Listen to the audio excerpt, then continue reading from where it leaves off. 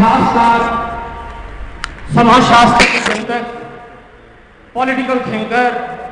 Anthropology के लोग और दूसरे ह्यूमैनिटीज के लोग साहित्य में जो दखल दे रहे हैं,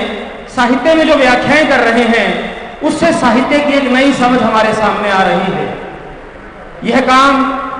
दिल्ली में हो रहा है, विशेषकर जब इतिहासकारों ने साहित्य के ऊपर विचार करना शुरू किया है, जब पॉलिटिकल थिंकर हरबंसलाल मुखिया इतिहासकार जैसे लोग साहित्य पर बात करने लगे हैं, जब एंथ्रोपोलॉजिस्ट जो हैं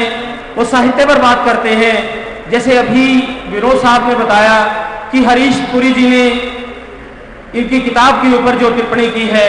वो अपने आप में बहुत महत्वपूर्ण है। पहले मैंने एक दिन पहले भी पुरी साहब से यह एक निवेदन किया था कि अगर इसी तरह से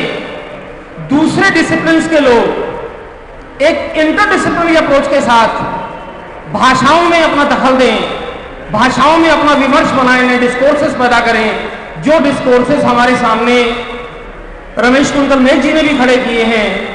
तो इससे हमारे साहित्य का बहुत भला होगा, हमारी भाषाओं का बहुत भला होगा। क्योंकि जब एक राजनीतिक चिंतक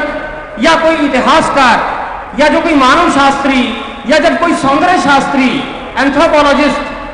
किसी साहित्यिक कृति के ऊपर अपनी टिप्पणी करता है तो उसकी टिप्पणी एक साहित्य के अध्यापक से बिल्कुल अलग होती है, क्योंकि उसके पास उस कृति को लेकर, उसकी टेक्स्ट को लेकर अलग अलग इंटरप्रिटेशंस होती हैं, और जब हमारे पास इस तरह की इंटरप्रिटेशंस आएंगी तो साहित्य का इससे भला होगा।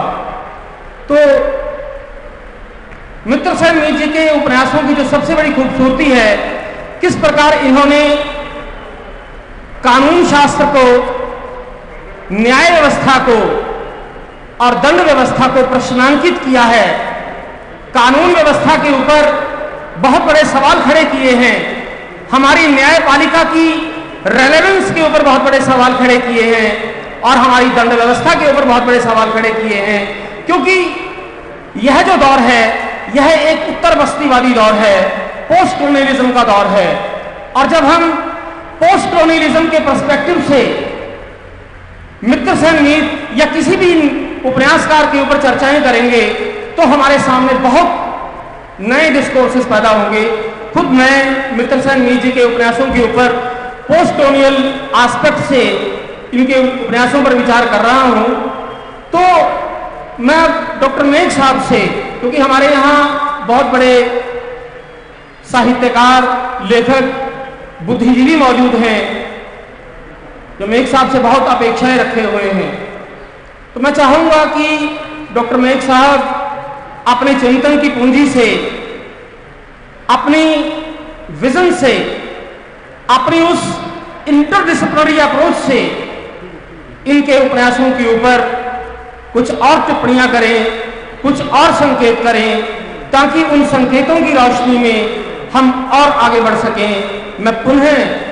डॉक्टर मेघ साहब को मंच पर आने के लिए आमंत्रित करता हूं कि वे अपनी टिप्पणियों से, अपने विचारों से हमें लाभान्वित करें।